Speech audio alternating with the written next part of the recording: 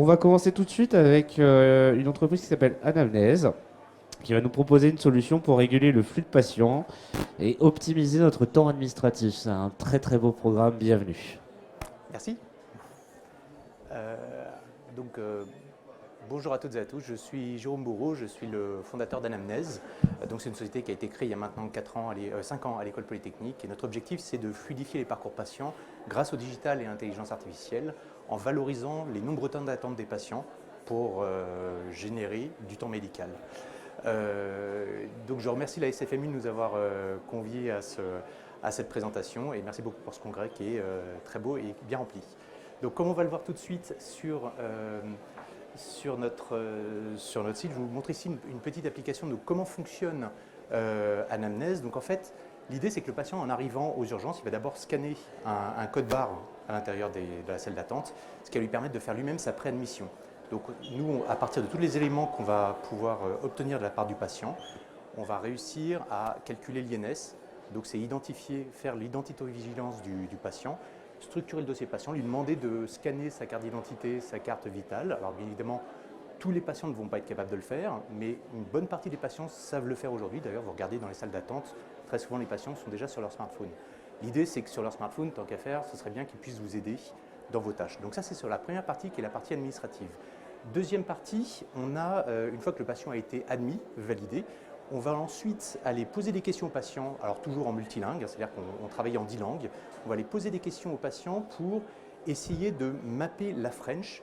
C'est-à-dire qu'on a pris le tableau de French que les IOA sont censés utiliser pour pouvoir trier un patient et on a généré à peu près, on a généré une petite centaine de questions qui sont utilisées de temps à autre en fonction des réponses du patient pour pouvoir collecter 80% des informations de la French et ainsi faire en sorte que le patient crée lui-même ou fasse partie de l'équipe médicale pour structurer le dossier médical qui va aider l'IOA à faire le triage et à finaliser le triage.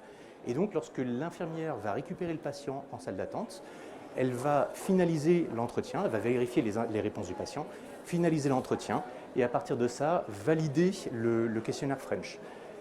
Et ce n'est pas terminé. Une fois que ça a été fait, le patient retourne en salle d'attente et là, très souvent, il va y avoir pas mal de temps d'attente. Et c'est à ce moment-là que nous allons utiliser le temps d'attente du patient pour faire son anamnèse et à nouveau lui poser des questions, mais cette fois-ci pour structurer son dossier médical et non pas le dossier de triage. Et dans le dossier médical, on va utiliser l'intelligence artificielle d'anamnèse qui est basée sur la SIM10 pour aller poser les bonnes questions au patient dans sa langue pour structurer un dossier médical avec ses antécédents, ses facteurs de risque, ses traitements et ainsi faire en sorte que lorsque le médecin va commencer son diagnostic avec le patient, il ait toutes les informations qui vont l'aider à poser le diagnostic et éventuellement décider de la réorientation. Donc ça, c'est pour l'optimisation du flux patient aux urgences. Donc c'est vraiment utiliser les nombreux temps d'attente du patient pour en faire un allié de l'équipe médicale et vous faire gagner du temps. C'est sur la première partie. Deuxième partie, comme en fait Anamnèse est à la fois présent à l'hôpital avec notre solution Medana, mais aussi en ville, on fournit des solutions aujourd'hui à une vingtaine de CPTS en France. On a gagné un appel d'offres avec le GCS Santé Bretagne pour gérer leurs soins non programmés. Donc on gère les soins non programmés dorénavant en Bretagne et on va répondre à d'autres appels d'offres dans d'autres régions. L'objectif, c'est qu'en aval, quand je suis médecin et que j'ai besoin de sécuriser le retour du patient en ville, je puisse rapidement retrouver le médecin traitant, le cercle de soins du patient et ainsi demander une demande d'intervention auprès de l'équipe médicale en ville du patient pour pouvoir mieux l'orienter et sécuriser le patient au retour en ville. Donc ça, c'est sur la partie aval.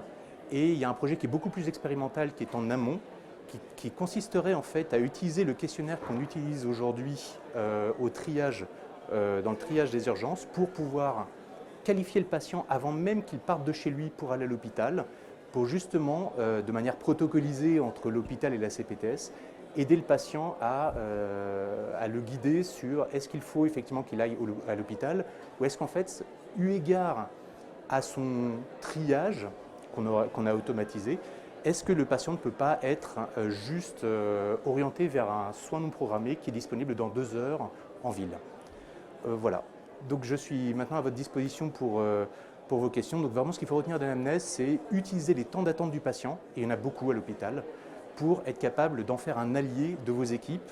Et deuxièmement, structurer le workflow de suivi patient de manière à ce que, même pour une jeune IOA qui arrive ou un jeune médecin qui arrive, on traite toujours le patient de la même manière, de manière structurée. Voilà, je suis à vous maintenant. Merci beaucoup. Alors, la présentation qui était un tout petit peu trop longue, donc du coup on aura à peine 3 minutes de questions, donc on va essayer de les poser assez rapidement. Moi j'en ai une première avant de passer le micro. Est-ce que vous avez étudié votre process? Est-ce qu'il y a des études qui ont été faites pour savoir est-ce que c'est efficace, est-ce que ça ne l'est pas? Est-ce que Alors, je peux l'utiliser en toute confiance et toute sérénité? Alors, aujourd'hui, on n'a pas d'étude qui a été réalisée. On s'est basé vraiment sur la French et c'est ça qui est censé rassurer tout le monde, c'est on essaye vraiment de typer le patient selon la French en posant les bonnes questions, mais surtout on valide, on fait pré-remplir le dossier patient pour que l'infirmière le valide derrière. Donc il y a toujours un humain derrière, il y a toujours un soignant qui va vérifier les réponses du patient. Et ce que l'on a prévu de faire, donc là on est en expérimentation, en tout cas on va commencer une expérimentation prochainement à l'hôpital Foch pour justement traiter et suivre le workflow patient et voir son efficacité. Est-ce qu'il y a certains d'entre vous qui ont des questions sur ce process?